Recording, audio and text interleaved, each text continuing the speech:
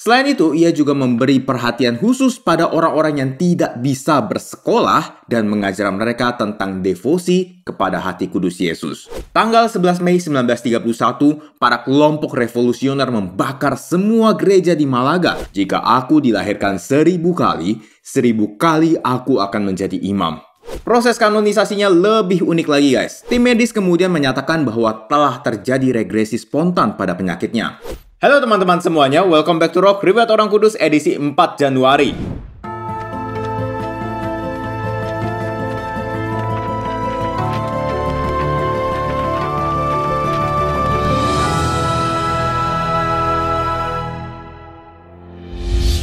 Hari ini kita akan membahas riwayat dari Santo Manuel González Garcia, pelindung keuskupan Palencia. Sebelum kita mulai, silahkan share dulu video ini supaya semakin banyak orang dapat hidup kudus lewat teladan para santo santa. Oke, tanpa berlama-lama lagi, mari kita mulai! Cerita berawal di kota Seville, Spanyol sekitar akhir abad ke-19. Hiduplah seorang anak muda bernama Manuel González Garcia dalam keluarga Katolik taat. Sejak kecilnya, ia sudah aktif dalam pelayanan dengan mengikuti paduan suara gereja Katedral Seville. Dan ternyata seiring dengan pelayanannya ini, benih panggilan juga mulai tumbuh dalam hatinya.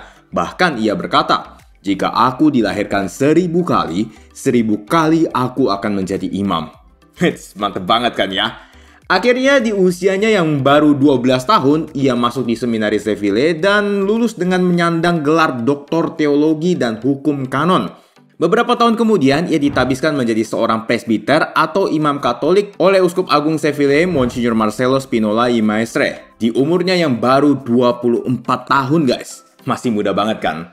Beberapa bulan setelahnya, Romo kelahiran 25 Februari 1877 ini kemudian ditugaskan oleh Bapak Uskup untuk melakukan pelayanan di desa-desa kecil di Provinsi Seville. Penugasan pertamanya ini sangat mengejutkan baginya guys, karena ia melihat gereja-gereja sudah lusuh dan tak terawat, kayak ditinggalkan oleh umat gitu guys. Waktu itu ia sangat sedih dan kemudian memutuskan mendedikasikan diri pada karya Ekaristi untuk pujian kepada Yesus Kristus.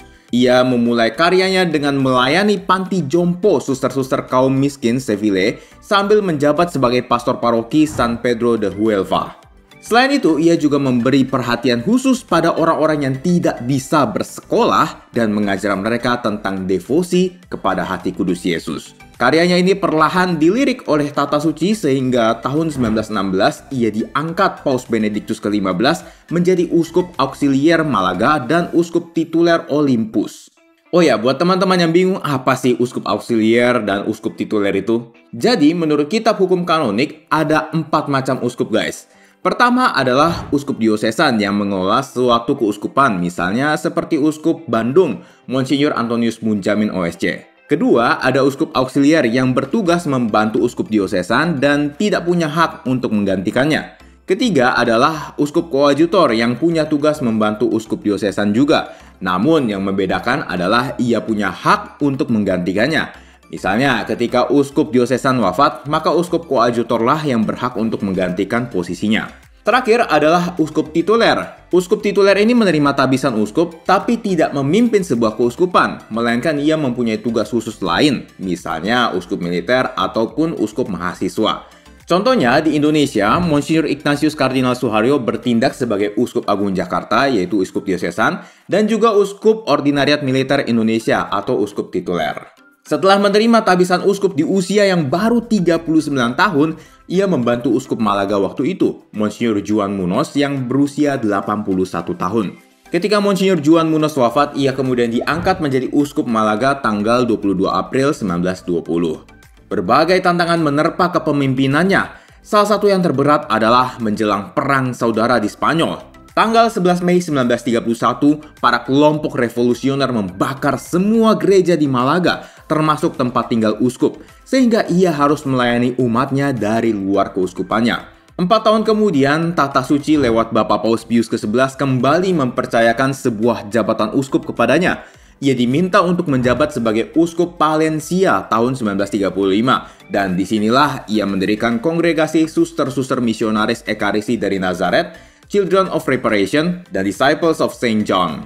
Monsignor Garcia kemudian jatuh sakit tahun 1939 saat kunjungannya ke Zaragoza, lalu meninggal dunia tahun 1940 dan dimakamkan di altar Sakramen Maha Kudus dalam Katedral Palencia, sesuai dengan keinginan terakhirnya. Proses beatifikasinya melibatkan mukjizat penyembuhan seorang anak usia 18 tahun bernama Sarah Ruiz Ortega pada bulan Desember 1953. Sarah menderita sakit TBC selama 5 tahun, namun sembuh secara ajaib setelah memulai novena untuk meminta bantuan doa dari mendiang Bapak Uskup dan meletakkan relikwi Uskup Garcia di bawah bantalnya. 48 tahun kemudian ia dibeatifikasi secara resmi oleh Paus Yohanes Paulus II tanggal 29 April 2001. Proses kanonisasinya lebih unik lagi guys. Tahun 2008 ada seorang perempuan asal Madrid bernama Maria del Carmen Varela Fejo yang menderita sakit kanker tenggorokan yang cukup ganas. Kondisinya sempat memburuk sehingga ia meminta sakramen perminyakan kepada imam. Tapi imam tersebut tidak bisa datang sehingga ia memberikan relikwi Beato Garcia kepada Maria. Ajaibnya, di hari kelima berdoa bersama relikwi tersebut, para dokter terkejut karena melihat kanker telah menghilang seluruhnya. Tim medis kemudian menyatakan bahwa telah terjadi regresi spontan pada penyakitnya. Oh ya, regresi spontan ini adalah istilah medis di mana terjadi penyembuhan tidak terduga dari penyakit yang biasanya berkembang. Dari sebab peristiwa inilah, Beato Manuel González Garcia kemudian dikanonisasi oleh Paus Fransiskus tahun 2016. Teman-teman, dari kisah Santo Manuel González Garcia ini kita bisa belajar untuk menjalankan panggilan hidup kita dengan sebaik-baik mungkin. Beliau menyelesaikan seluruh tanggung jawabnya hingga akhir hayatnya. Sebaik-baiknya itu maksudnya mengasihi Tuhan dan sesama. Ya, kalau misalnya kita hidup berkeluarga ya kita mengasihi Tuhan terlebih dahulu, baru kita memberikan kasih itu kepada sesama kita. Misalnya ya kepada istri, kepada suami, kepada anak-anak. Kalau jadi pastor ya gak usah ditanya, pasti harus fokus terus kepada Tuhan dan melayani umat. Lewat teladan beliau kita diajak untuk teguh menjalankan panggilan kita. Jangan begitu kita udah menikah, justru kita mau jadi pastor atau jadi suster. Atau sebaliknya, begitu udah ditabiskan terus pengen jadi kepala rumah tangga. Tantangan dalam hidup akan selalu ada, itu pasti. Tapi beliau mengajarkan kita untuk melewati tantangan-tantangan tersebut hanya bersama dengan Tuhan. Jadi teman-teman sekalian, yuk kita tetap teguh dalam panggilan kita dan terus mengandalkan Tuhan dalam hidup kita. Oke guys, begitulah kisah hidup dari Santo Manuel González Garcia. Kalau teman-teman merasa video ini bermanfaat, teman-teman boleh like, subscribe, dan share untuk mendukung pengembangan channel ini. Terima kasih sudah menonton dan sampai jumpa di Rock edisi selanjutnya. Sayonara!